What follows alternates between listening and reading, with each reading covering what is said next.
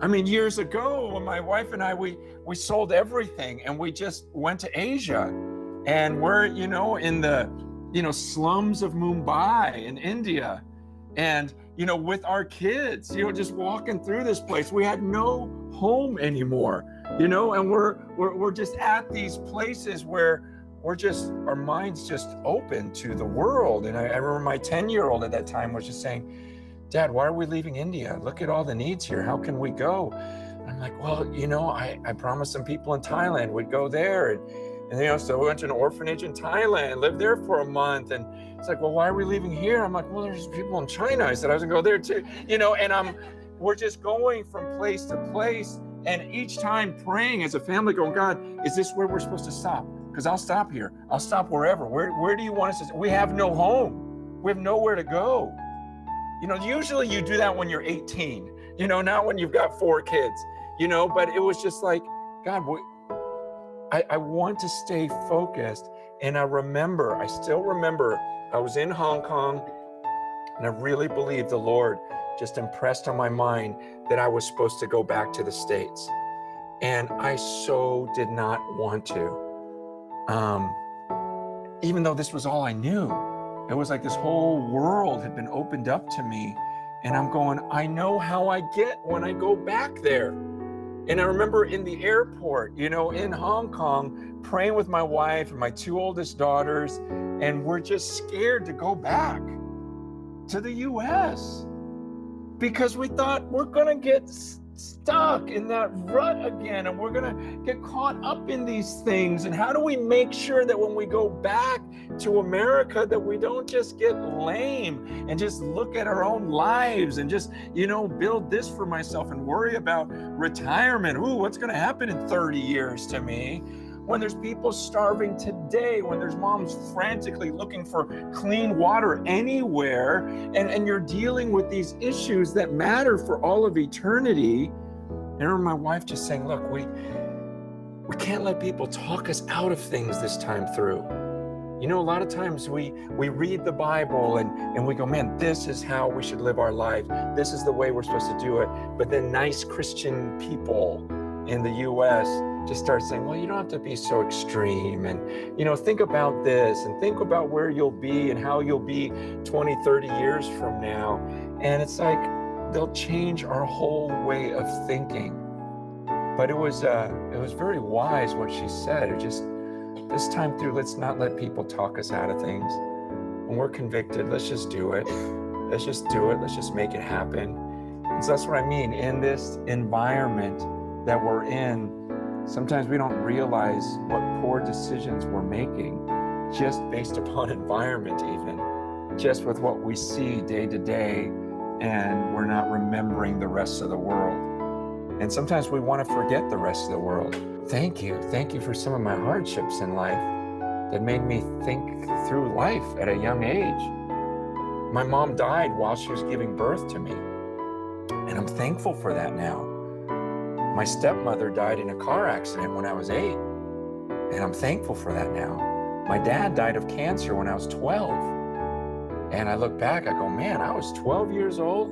My mom, my stepmom, and my dad all died suddenly, and I'm in junior high, and I'm having to think about life and going, what? It can just end like that?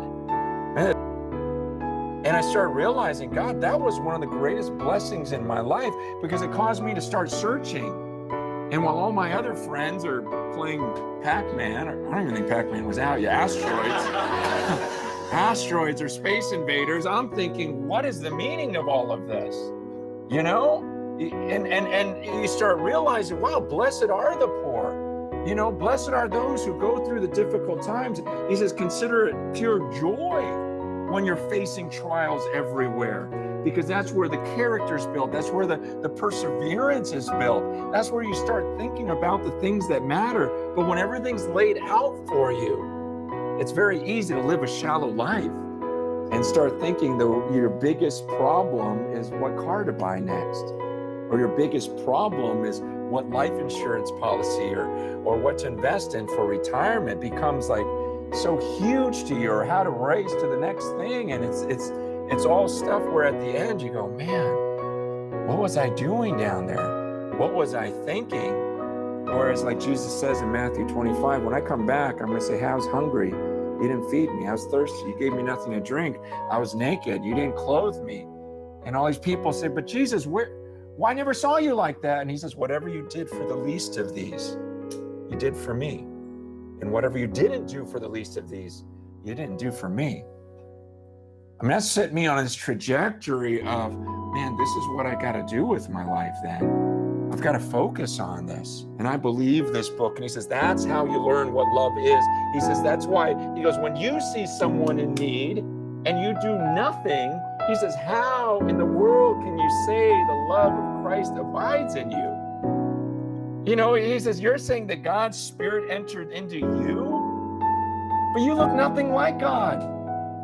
I mean, we know what God looks like. We know about his love is he saw a bunch of people that offended him and he went down after them and he sacrificed for them. That's love. And now those of us who are followers of his, we follow that pattern. And so he goes, if someone calls himself a Christian, yet he sees that need and does nothing, you really got to question, is that person really a follower of Christ?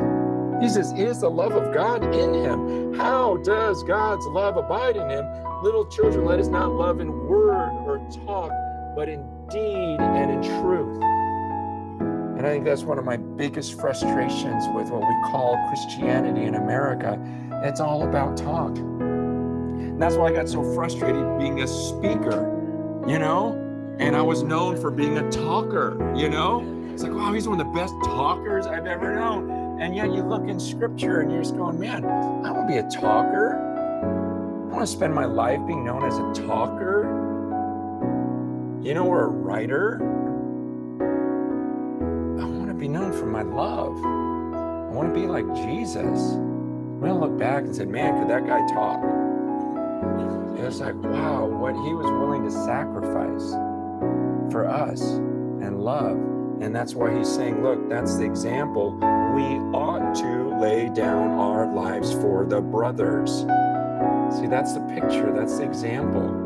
That's why I don't want to ever boast on, hey, look what I did. Look what I did. And it's always about, man, okay, it's one thing for me, a guy who's really screwed up his life and was forgiven by God, you know, to experience that and then maybe pass it down a little bit to others.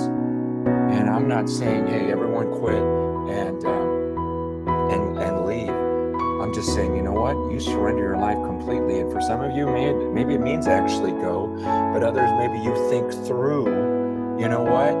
How can I use what I've gotten right here? You know, what my abilities, my income, how can I use it all? Can I be more effective here than overseas? Because that's what I realized. It's like, I think I can make a bigger difference in the world coming back to America. And that's why I came back. I go, I don't speak Thai. I don't speak Hindi. I don't speak, you know, I can do this and I can rally people here. And I think I do more good here. And then, you know, this book that my wife and I are writing about, you know, we were in Ethiopia, which is a great place to make decisions. And I'm seeing all of these sex trafficked women, and let's make this book the most amazing book. Let's give every single dime, you know, to these needs. Come on, honey, and we'll create an app, and we'll do this and this and this, and everything will go. And so we had to recruit some of you here at Google, and so thank God for some of you that you know, were working hours just in your own free time because you had that gift, and say, okay, I believe in this cause. I'm going to go after it. It's like, you know what, you're probably better served doing something like that. And so, you know, it's just every person thinking through, God, I'll go right now. You want me to go over there? You want me to go to that little island he was talking about? I'll do it.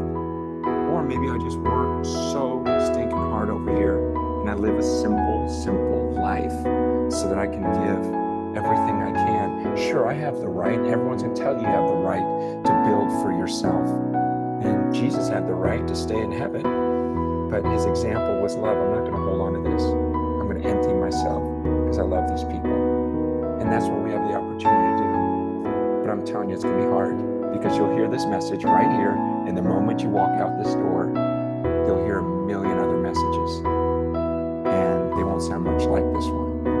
And it's like to remember Christ that's why I get alone every day and go, God, remind me who you are, remind me how you live, and I got to stop listening to people. I got to block all that noise out because it's difficult to get to heaven from Silicon Valley.